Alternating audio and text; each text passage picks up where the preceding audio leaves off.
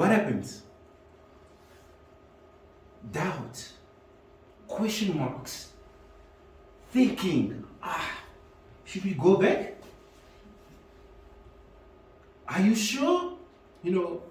What do you think Sarah would have been questioning that time? Papa, we were in the better place. At least we had everything. Not, of course, not everything, but here, are you sure that God told you you need to move here? And this is the place to settle? Now they sat and they started discussing as a family, as a nephew. They were sending the nephew to go a little bit far to investigate if there's some still greenery that side. Nothing. Water became scarce. But remember, you had this prophecy or voice from God telling you to move. That is the land that is going to bless you. You had what you only had is the faith that God has blessed me with a new land, Canaan. This is where I am. But what is happening around me? I know, brothers and sisters, that you may also be going through in your individual level, in your family level, to the same situation. Whereby God will tell you, no, please, you need to do this, you need to be faithful, you need to do unduke, you need to do this, you need to do that, be a good child. But at some point you feel like, look, there's drought. Am I in the right place? You are questioning yourself, you're questioning your life, you're questioning your path. Abraham also had the same situation, but not him alone as an individual who's receiving everything as a subject, but he also had the wife. He also had a child as his nephew that he needs to confront with. And they are both, or not both, but three of them living the same reality, palping the same reality and challenges, and questioning themselves. And Sarah told the wife, I think we need to start moving to the south and really see if we can get some greenery there and to sustain ourselves. Abraham told him, once again, the test of faith. He told me, you may be right. I was thinking about it, but I need to consult my God. I need to go and pray. Give me some time. Abraham eloped and went and prayed. Consulted with his God. He came back and he said, yes, God have answered. We need to move to the south and let's continue. But in the south today, where we're going, definitely we are going to Egypt. Because that is the only place that we can find better greeneries and better refuge. On their way, it was a long journey, as you know. This time, the Bible didn't give a connotation of how long it took them. But the cruise, they took their cattle, they started getting few of those that were there. Of course, those who survived to that particular drought and circumstances. They started moving. On their way, Abraham looked at his wife, he says, honey, I know you're very beautiful. I know you're very beautiful, and where we are going, they might envy your beauty, or they may like your beauty, and they may recommend you to the king. And recommending you to the Pharaoh, I'll be a dead person because they won't allow me to exist while you have been given to the Pharaoh. So when we get there, please tell them, you are my sister. So we can dodge around that situation. Are you okay? He said, it's okay. I'm okay with it, I'm fine. He started cruising. That time when you come in a new city, in a new country, of course there's customs as well, they have their own customs, who are you, and so on and so forth. He was welcomed. They found a place in the city where they were living. And the message started going. People started admiring, just as Abraham knew, and foresaw. started admiring Sarah. Messages started going on. These are new people in town and everything. And,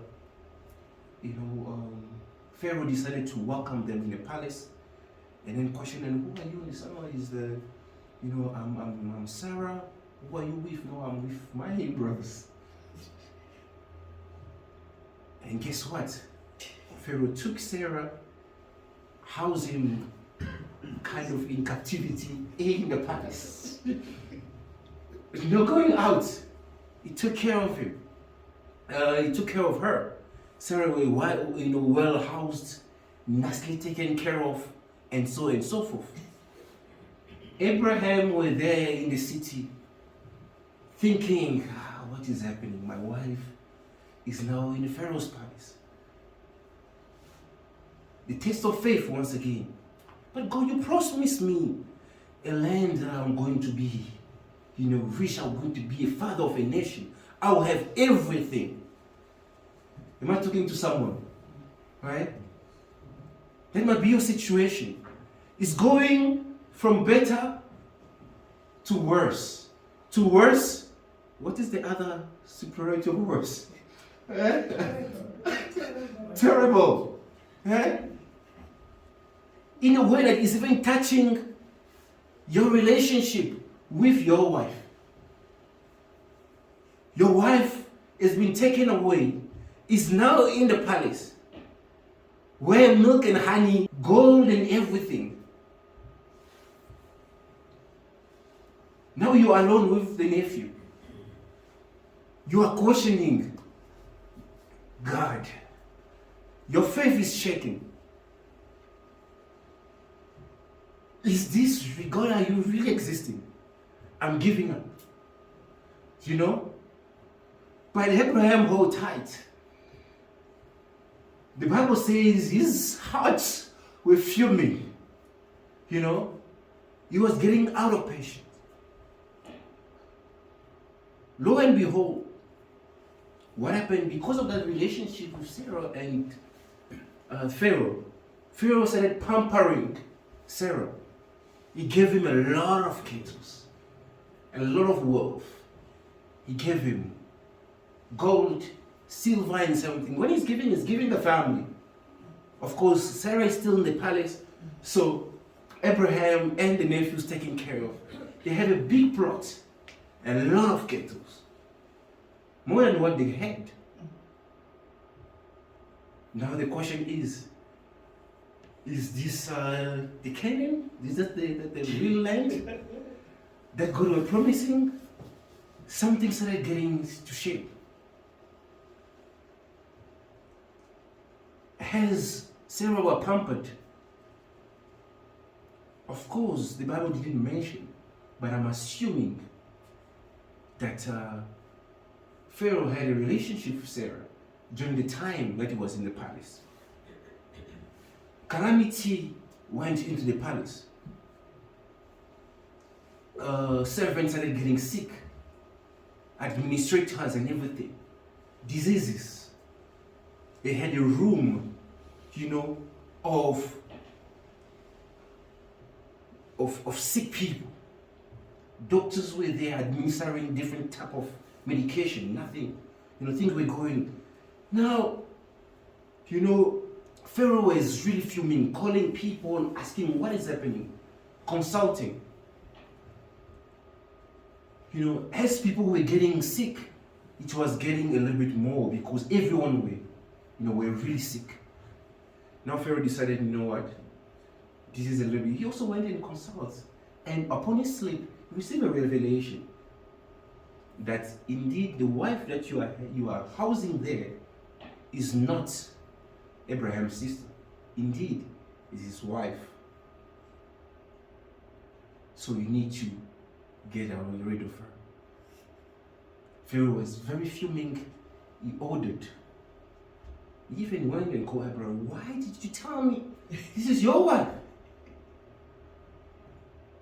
Of course, Abraham, with due respect, he couldn't answer to say, I knew my wife was beautiful, so probably your servant or your army will kill me so they can give it to you as a gift.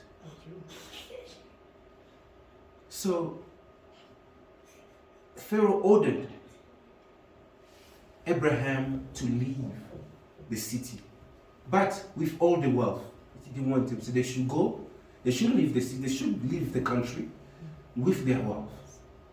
He ordered them to leave.